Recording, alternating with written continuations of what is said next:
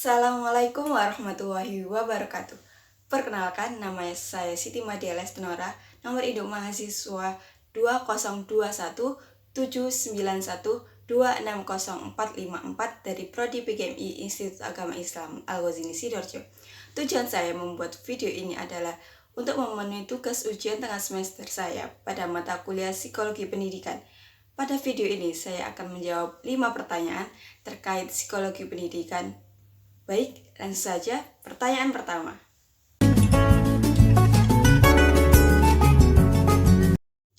Dengan psikologi pendidikan, guru akan memahami perbedaan kepribadian siswa dalam pembelajaran dan bagaimana menghadapi perbedaan tersebut. Sehingga dengan mempelajari psikologi pendidikan, guru dapat mengetahui perbedaan karakter siswa dan tidak bingung dalam menghadapinya. Tanpa pemahaman psikologi pendidikan, guru akan kesulitan untuk mewujudkan dirinya sebagai fasilitator maupun motivator dalam belajar. Efektivitas pembelajaran membutuhkan adanya iklim belajar yang kondusif agar materi yang diajarkan dapat tersampaikan dengan baik.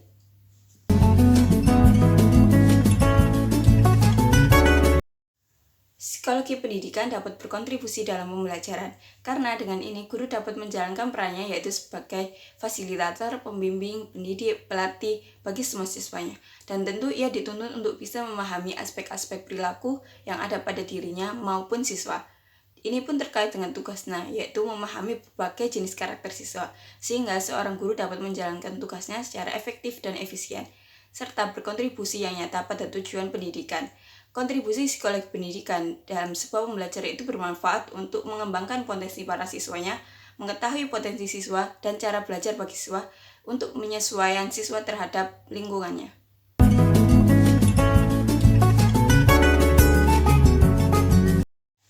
Yang pertama, tahap sensori motor. Tahapan ini berlangsung sejak anak lahir hingga berusia 2 tahun. Di sini anak mulai menyadari benda-benda yang bergerak dan benda-benda yang berbunyi. Yang kedua, tahap praoperasional. Tahap ini berlangsung ketika anak menginjak usia 2 hingga 7 tahun, di mana saat itu anak sudah ada yang memasuki sekolah dasar. Kemampuan anak juga mulai berkembang dengan secara bertahap, yakni mengembangkan penggunaan bahasa dan juga kemampuan berpikir dalam bentuk simbolik. Pada tahap ini, anak-anak juga dapat berpikir secara operasi melalui cara logis dalam satu arah. Anak-anak mungkin mengalami kesulitan dalam melihat sudut pandang orang lain. Yang ketiga, yakni tahap operasional konkret. Umur 7 hingga 11 tahun, anak-anak sudah masuk SD, kemampuan berpikir mereka juga menjadi lebih baik. Yakni anak-anak mulai dapat memecahkan masalah dalam mode logis. Yang keempat, yakni tahap operasional formal.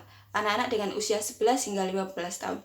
Ini sudah masuk pada tahap operasional formal, yakni anak-anak mampu menyelesaikan masalah abstrak dengan cara yang logis.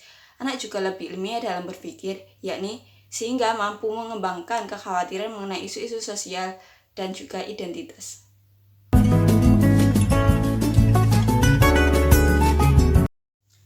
Pertama, yakni faktor keluarga. Karena keluarga merupakan lingkungan pertama yang memberikan pengaruh terhadap berbagai aspek perkembangan anak, termasuk perkembangan sosialnya. Kondisi dan tata cara kehidupan keluarga merupakan lingkungannya kondusif bagi sosialisasi anak. Yang kedua, yakni emosi dan intelijensinya.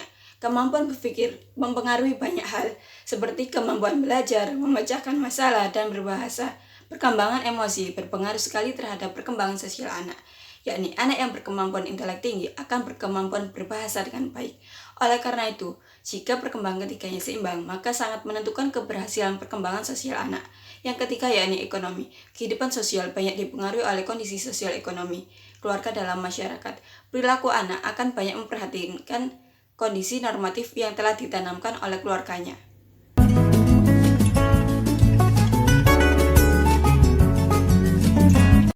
Dalam teori belajar Thorndike, belajar adalah proses interaksi antara stimulus dan respon.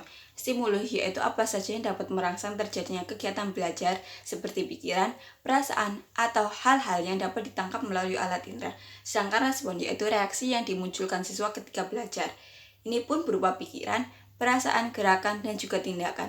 Yang kedua, yakni teori belajar Ivan Pavlov. Classical conditioning adalah proses di mana suatu stimulus yang awalnya tidak memunculkan respon diasosiasikan dengan stimulus kedua yang dapat memunculkan respon.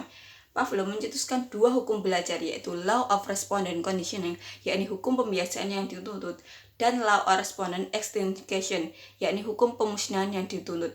Yang ketiga, teori belajar G.B. Wilson, yang merupakan sebuah proses interaksi antara stimulus dan respon, yang dimana stimulus dan respon yang dimaksud dapat berbentuk tingkah laku yang dapat diamati dan dapat diukur.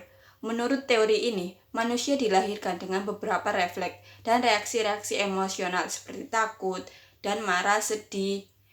Semua tingkah laku tersebut berbentuk oleh adanya hubungan antara stimulus dan respon. Baru melalui conditioning sehingga belajar dapat dipandang sebagai cara menanamkan sejumlah ikatan antara perangsang dan reaksi dalam sistem susunan syaraf. Sekian dari saya, semoga apa yang saya sampaikan dapat bermanfaat bagi kita semua. Mohon maaf apabila ada salah kata. Wassalamualaikum warahmatullahi wabarakatuh.